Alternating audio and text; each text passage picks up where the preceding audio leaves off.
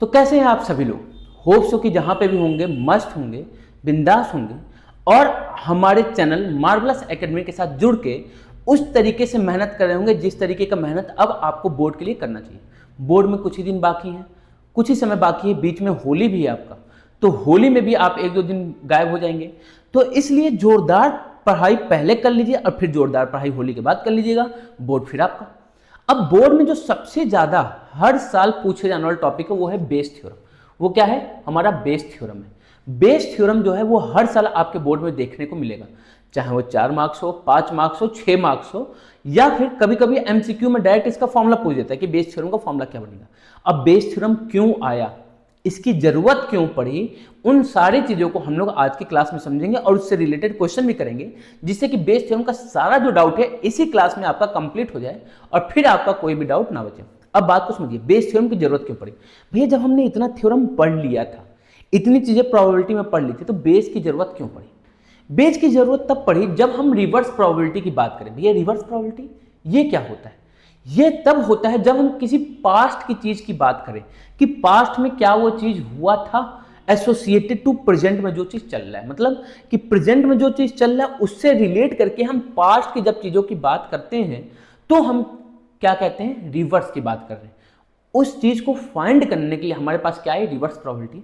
और उसको दिया किसने? हमारे मैथमेटिशियन बेस जी ने, जिससे हमारा इनका नाम क्या पड़ गया? Bayes theorem. अब बात को समझिए, कैसे कैसे रिलेट करता है चीज़ों को। देखिए, जैसे कि हमने कंडीशन में क्या पढ़ा था कि कंडीशन में पढ़ा था कि जब हम घर जाएंगे तो रोटी सब्जी बनी थी तो हम खा रहे हैं। अब उल्टा क्या पूछेगा कि आप खाना खा रहे हैं, बताइए घर में खाना बना था। आप खाना खा रहे हैं, बताइए घर में खाना बना था। तो आपने कहा ये कैसा क्वेश्चन है? पहले खाना बना होगा तो हम लेके खा रहे होंगे, लेकिन अब हम खा रहे हैं तो आप पूछ रहे हैं कि घर में बना होगा। इसकी बात बताइए, मतलब क्या? पीछे की चीजें पूछी जा रही हैं। आप पढ़ रहे हैं तो बताइए कि वो जो बुक आप पढ़ रहे हैं वो बैग से निकाले हैं। आपने कहा ये कैसा क्वेश्चन है? पहले हमने बुक को बैग से निकाला होगा फिर हम पढ़ रहे होंगे। अब आप कह रहे हैं कि हम पढ़ रहे हैं, अब बताइए बैग में से बुक को निकाला होगा। मतलब क्या? उल्टी चीजें पूछी जा रही है। क्या पूछी जा रही है? उल्टी चीजें पूछ रही है। आप क्रिकेट खेल रहे हैं, बताइए कि आप घर में खेल रहे हैं। आप क्रिकेट खेल रहे हैं तो बताइए कि आप घर में खेल रहे हैं। पहले अरे यार ये कैसा क्वेश्चन है? पहले हम घर में खेल रहे होंगे या बाहर खेल रहे होंगे तब कोई गेम की बात आएगी। आप कह रहे हैं कि आप खेल रहे हैं, बताइए घर में खेल रहे हो। तो क्या उल्टी चीजें पूछी जा रही है। आपने कोई चीज खरीदा, बताइए आपने कैश दिया था। आपने कोई चीज खरीद लिया है, मान लीजिए आप गए केक खाने, केक खरीद लिए, अब बताइए आपने कैश दिया था। तो आपने कहा ये कैसा क्वेश्चन है? पहले हमने पेमेंट किया होगा तब हमको केक मिला होगा, लेकिन अब हमको केक मिल चुका है, केक मिल चुका है और आप कह रहे हैं पेमेंट किया होगा, इसकी बात बताइए। तो क्या उल्टी चीजें। तो जब भी उल्टी चीजों की बात आए, मतलब पीछे की, पास्ट की जब भी हम बात करेंगे तो उसको बताने के लिए हमारे कौन है? Bayes theorem. अब उसके बारे में हम समझते हैं। तो बेस थ्योरम को समझने के लिए सबसे पहले आपको समझना है partition of sample space. Sample space का पार्टीशन, पार्टीशन मतलब हाँ उसी तरीके से मान लीजिए इसको टुकड़ा टुकड़ा कर दिया, तोड़ दिया, तो उसी को हम क्या कहते हैं? पार्टीशन। बट यहाँ पे किसी भी इवेंट को, सैंपल स्पेस के इवेंट को हम पार्टीशन ऑफ इवेंट्स कब कहेंगे? पार्टीशन ऑफ सैंपल स्पेस कब कहेंगे? चीजों को समझिए। तो मान लीजिए हमारे पास एक सैंपल स्पेस है एस और उसमें बहुत सारे इवेंट है E1 E2 से लेके EN, ये हमारे इवेंट्स हैं। अब इन इवेंट्स को हम पार्टीशन ऑफ सैंपल स्पेस तब कहेंगे जब ये कुछ कंडीशन को क्या करें? फुलफिल करेंगे। कंडीशन क्या क्या होती है, क्या क्या चीजें होती है उसको समझिए। जब हमारी ये जो इवेंट्स हैं E1 E2 EN, ये जब म्यूचुअली एक्सक्लूसिव होंगे, क्या होंगे? Mutually exclusive. म्यूचुअली एक्सक्लूसिव का मतलब क्या होता है कि किन्हीं भी दो इवेंट्स में कोई भी एलिमेंट कॉमन ना हो, किसी भी दो इवेंट में कोई भी एलिमेंट कॉमन ना हो, किसके? इसी सेम सैंपल स्पेस के। तो ऐसे इवेंट्स को हम क्या कहते हैं? ऐसे इवेंट्स को हम क्या कहते हैं? तो ऐसे इवेंट्स को हम क्या कहेंगे? पार्टीशन कहेंगे। जैसे हमने क्या कहा कि किसी भी दो इवेंट्स का जो इंटरसेक्शन होगा वो हमेशा फाई के इक्वल हो, जिसको हम क्या कहते हैं? म्यूचुअली एक्सक्लूसिव, जो कि आपने क्लास 11 में पढ़ा था। उसके बाद हम क्या कहेंगे कि जितने भी इवेंट्स हैं उन सभी का यूनियन करने पे हमको वापस से सैंपल स्पेस मिल जाए। इन सभी इवेंट्स का यूनियन करने पे हमको क्या मिल जाए? वापस से सैंपल स्पेस मिल जाए। और जितने भी इवेंट्स हैं सभी की प्रोबेबिलिटी ग्रेटर देन 0 होनी चाहिए। दैट मीन्स कि कोई भी ऐसा इवेंट ना हो जो कि इम्पॉसिबल इवेंट हो। तो ऐसे इवेंट्स को हम क्या कहते हैं? किसी भी सैंपल स्पेस का पार्टीशन कहते हैं। अब एक और थ्योरम आता है जिसको कहते हैं टोटल प्रोबेबिलिटी का थ्योरम। टोटल प्रोबेबिलिटी का थ्योरम क्या होता है उसको थोड़ा सा कॉन्सेप्चुअल वे में समझिएगा कि भैया ये होता क्या है। जैसे मान लीजिए आप घर गए, आपने कहा मेरे को भूख लगा है। भूख लगा है तो क्या हो सकता है? हो सकता है आपको बिस्किट खाने के लिए मिल जाए, हो सकता है नमकीन खाने के लिए मिल जाए, और बहुत ज़्यादा भूख लगा तो हो सकता है मम्मी का मार मिल जाए। मम्मी मार भी सकती है। मान लीजिए मम्मी का मूड खराब है, आप घर में पहुँचते कह दी मेरे को भूख लगी, पता चला मम्मी झाड़ू उठाए, पढ़ा भर भरा भर धर दी, ले बेटा खा ले, और जैसे ही आपने खाया वैसे ही क्या हो गया, कांड हो गया। तो इसलिए कभी कभी जाके देखना होता है कि घर में सब सही है कि नहीं, नहीं तो फिर खुद से कुछ बना लीजिए। ठीक है, समझ में आया? तो क्या हुआ इसका मतलब यह कि किसी चीज़ के होने की अगर चांसेस अलग अलग अलग इवेंट पर डिपेंड करती है। जैसे मान लीजिए आपका पढ़ने का मन है, तो पढ़ने का अगर मन है तो आप फिजिक्स पढ़ सकते हैं, मैथ पढ़ सकते हैं, इंग्लिश पढ़ सकते हैं, साइंस पढ़ सकते हैं, मतलब कोई भी सब्जेक्ट अगर आप लेके पढ़ते हैं तो क्या करें, आप पढ़ाई करें। तो हमारा मन था पढ़ने का, अब हमने किसी भी पर्टिकुलर सब्जेक्ट को उठाया तो हम क्या कर रहे हैं, पढ़ाई कर रहे हैं। ये क्या हुआ कि एक किसी चीज़ के होने की जो चांस थी वो अलग अलग इवेंट पर डिपेंड कर रहे हैं। तो ऐसे केस में हम किसको लेके आते हैं, टोटल प्रोबेबिलिटी को। दैट मीन्स कि अगर आप फिजिक्स भी पढ़ रहे हैं तो पढ़ाई कर रहे हैं, मैथ्स पढ़ रहे हैं तो भी पढ़ रहे हैं, केमिस्ट्री पढ़ रहे हैं तो भी पढ़ाई कर रहे हैं, इंग्लिश पढ़ रहे हैं तो भी पढ़ाई कर रहे हैं। तो अगर किसी चीज़ के होने के जो चांसेस वो अलग अलग है, जैसे मान लीजिए आपको प्यास लगा तो आप हो सकता है पानी पी लें, हो सकता है कोल्ड ड्रिंक पी लें, हो सकता है इनो पी लें, हो सकता है कुछ नहीं पिए, है ना, हो सकता है कि आपने कुछ नहीं पिया। तो ये क्या है, अलग अलग चीज़ों पे डिपेंड कर रहा है। तो किसी चीज़ के होने की अगर चांसेस अलग अलग चीज़ों अलग अलग इवेंट पे डिपेंड करता है, तो यहाँ कॉन्सेप्ट आता है टोटल प्रोबेबिलिटी का। क्या कहता है टोटल प्रोबेबिलिटी, समझिएगा कि मान लिया कि हमारे पास इवेंट्स है E1 E2 En, जो कि पार्टीजन है हमारे सैंपल स्पेस S के, सैंपल स्पेस S के, और हमने सपोज कर लिया कि जितने भी इवेंट्स हैं वो सारे क्या है, नॉन जीरो प्रोबेबिलिटी, मतलब पार्टीजन अगर है तो ये सारे तीनों कंडीशन को फुलफिल करेगा, बाकी बात खत्म। अब हम एक कोई बाहर से इवेंट को लेके आएंगे, बाहर से इवेंट को लेके आएंगे जिसका नाम क्या है A, जो कि क्या है, एसोसिएटेड होगा S के साथ। जैसे मान लीजिए अगर बुक रखी है तो बुक को खाना नहीं होगा, बुक को क्या होगा, पढ़ना होगा। खाना रखा है तो उसको पढ़ना नहीं होगा, उसको खाना होगा। बात समझ रहे? पानी अगर रखा है तो उसको क्या करना होगा, किसी के ऊपर फेंकना नहीं होगा, पीना होगा। तो किसी एक इवेंट बाहरी को लेके आया, एसोसिएट करना चाहिए वो किसके साथ, सैंपल स्पेस के साथ। तो जो टोटल प्रोबेबिलिटी होगी दैट इज हैपनिंग ऑफ ए, जो ए की होने की प्रोबेबिलिटी होगी, ए के होने की प्रोबेबिलिटी होगी that will be equal to summation of I1 to N P of EI P A with condition EI। EI क्या है, जो हमारा इवेंट है, A क्या है, एसोसिएट कर रहा है, जो बाहरी, मतलब हम खा रहे हैं तो खा रहे हैं, रोटी खा सकते हैं, समोसा खा सकते हैं, सेव खा सकते हैं, कुछ भी खा सकते हैं, उसके साथ क्या कर दिया, एसोसिएट। तो इसको हम क्या कहते हैं, टोटल प्रोबेबिलिटी कहते हैं। अब इसी कॉन्सेप्ट से हमारा क्या बनता है, बेस थ्योरम। अभी दो चीजें आपने समझ ली तो समझिए। अब हमने कहा कि हमारे पास E1 E2 En क्या है, इवेंट्स हैं जो कि म्यूचुअली एक्सक्लूसिव और एग्जॉस्टिव। म्यूचुअली एक्सक्लूसिव मतलब इंटरसेक्शन 5 हो जाए, एग्जॉस्टिव मतलब कि इनका यूनियन सैंपल स्पेस दे दे, जो कि हमारा रैंडम एक्सपेरिमेंट के साथ एसोसिएटेड है। और हमने कोई एक इवेंट ए लाया बाहर से, जो कि इनके साथ अकर हो रहा है, मतलब इनके साथ अकर हो रहा है। तो जो कंडीशनल प्रोबेबिलिटी होगी of occurrence of EI given that A has already occur, मतलब बाद की चीज जो है, A बाद में आया तो वो चीज पहले हो चुका है। देखिए A ऑलरेडी अकर, तो जो बाद की चीज है वो हो चुकी है। अब जो पहले होनी थी उसकी बात अगर पूछे कि वो हो रहा है तो वो किसके इक्वल हो जाएगा, तो P of EI with condition A is equal to P of EI A this और दिस। आपने भाई ये आया कहाँ से, ये कहाँ से आया, उसको थोड़ा सा समझते हैं, थोड़ा सा बारीकियों से इस चीज़ को थोड़ा सा समझते हैं तो चीज़ें आपको ज़्यादा समझ में आएंगी। ठीक है, थोड़ा सा चीज़ों को समझिए। अब हमने कहा ये आया कहाँ से, तो आपने कहा कि भैया आपने बताया P of EI with condition A, date is A हमारा पहले हो चुका है, उसके रिस्पेक्ट में EI की हम बात करें। आपने कहा बिल्कुल, तो ये किसके इक्वल होगा, तो आपने कहा कंडीशनल प्रोबेबिलिटी ये कहता है कि जो ये होगा वो इंटरसेक्शन हो जाएगा EI इंटरसेक्शन A, और नीचे हो जाएगा प्रोबेबिलिटी ऑफ A, ये हो जाएगा। आपने प्रोबेबिलिटी ऑफ A अभी हमने पढ़ा टोटल प्रोबेबिलिटी में, और ये इंटरसेक्शन कहाँ पढ़ा था, मल्टीप्लिकेशन में। तो मल्टीप्लिकेशन थ्योरम क्या कहता है कि ये हो जाएगा P of EI dot P of AEI, हाँ या ना, ये हमारा क्या हो गया, कंडीशनल प्रोबेबिलिटी। और ये हमारा कहाँ से आ जाएगा, ये हमारा किससे आएगा, तो आपने को ये टोटल प्रोबेबिलिटी से। तो टोटल प्रोबेबिलिटी क्या कहता है, तो आपने कहा टोटल प्रोबेबिलिटी कहता है summation of I1 to N P of EI dot P of AEI, हाँ है ना। तो ये जो फॉर्मूला यहाँ पे आया वो कहाँ से आ गया, यहाँ से आ गया। दैट मीन्स मल्टीप्लिकेशन थ्योरम और टोटल प्रोबेबिलिटी जो आपने पढ़ा उसका यूज कहाँ पे हुआ, तो उसका यूज यहाँ पे हुआ।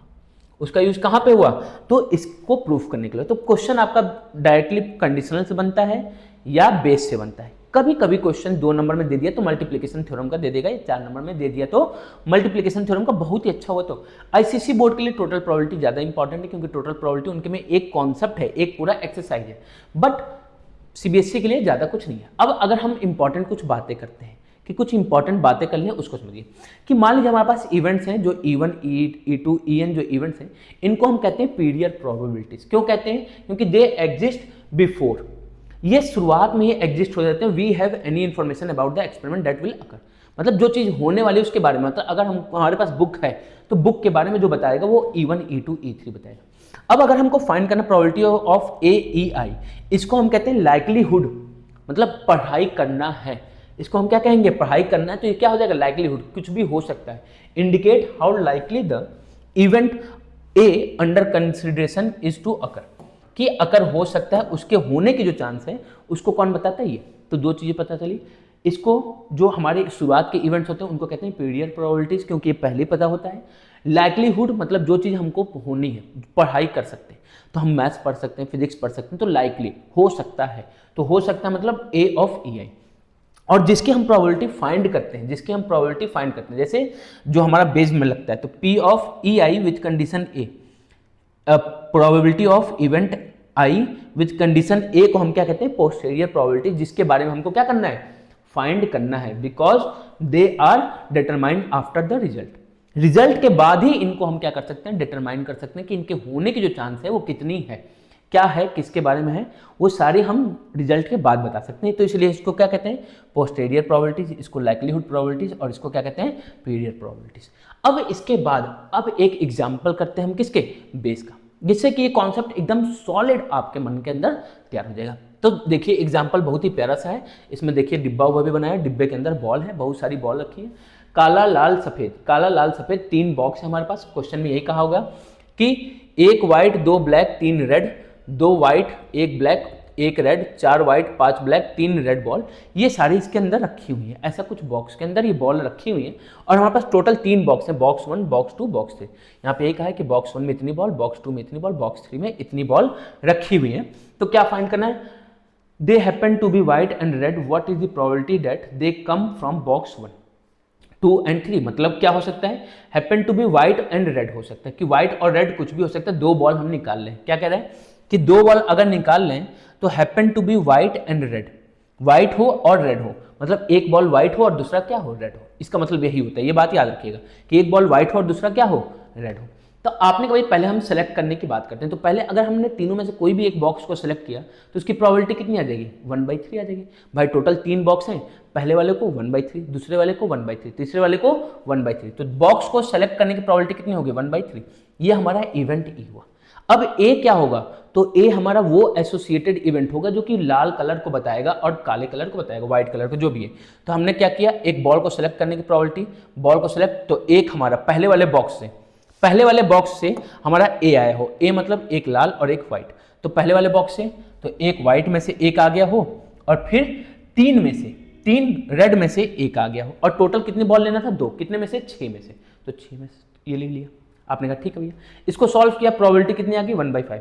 उसी तरीके से सेकेंड बॉक्स में से एक लाल और एक सफेद बॉल निकालने की प्रोबेबिलिटी कितनी हो जाएगी? तो 2C1 और 1C1, 2C1 2 व्हाइट है और एक लाल है, आउट ऑफ 4C2, तो इसकी प्रोबेबिलिटी कितनी होगी? 1/3 होगी। अब थर्ड बॉक्स में से हमको लाल और एक सफेद लाना है, तो एक लाल आने की प्रोबेबिलिटी तो 4 है व्हाइट, 4 व्हाइट में से एक आ गया, और 3 लाल हैं तो 3 लाल में से एक, और टोटल बॉल कितनी है? 12 बॉल है, तो टोटल 12 में से 2 बॉल हमको चाहिए। तो probability of A with condition E3, मतलब बॉक्स 3 में से एक लाल एक व्हाइट आने की प्रोबेबिलिटी कितनी हो जाएगी? 2/11। जो चीजें हमको फाइंड करनी थी वो सारी चीजें हमने फाइंड कर ली। अब डायरेक्ट हम किस में रखेंगे? बेस थ्योरम में रखेंगे, जो कि हमको चाहिए कि बॉल आई हो, बॉल हमने निकाल ली, लेकिन बॉक्स क्या हो? पहला हो। अब बात को समझिएगा, बॉल हमने निकाल ली है, बॉक्स क्या हो? पहला हो। आपने बॉक्स को पकड़ा होगा तब बॉल को निकाला होगा, और आप कह रहे हैं कि बॉल हमारे पास आ चुकी है, अब बॉक्स बताइए कौन सी बॉक्स है। तो क्या मतलब? उल्टा पूछा जा रहा है, पहले आपने बॉक्स लिया होता फिर बॉल निकाला होता, लेकिन बॉल आपके पास है हाथ में, अब किस बॉक्स से निकाले हैं वो बताना है। तो किस बॉक्स से निकाले ये बताने के लिए क्या हो जाएगा? उल्टी मतलब रिवर्स प्रोबेबिलिटी। तो रिवर्स प्रोबेबिलिटी को बताने के लिए कौन आएगा? भैया आएंगे हमारे बेस। तो बेस क्या कहा कि probability of E1 with condition A, क्या हो जाएगा, ये हमारा फॉर्मूला हमने जो लिखा, इसकी वैल्यूज को आप क्या करेंगे, इसकी वैल्यूज को हम क्या करेंगे, जितनी भी अभी प्रीवियस हमने निकाली वैल्यूज, उन सारी वैल्यूज में से क्या करेंगे, यहाँ पे वैल्यूज को पुट करेंगे। तो probability of E1 with condition A is equal to this, जिसको कहेगा वो ऊपर लिखा जाएगा, बाकी जो नीचे लिखा है ये क्या है, यही हमारा क्या है, टोटल प्रोबेबिलिटी है।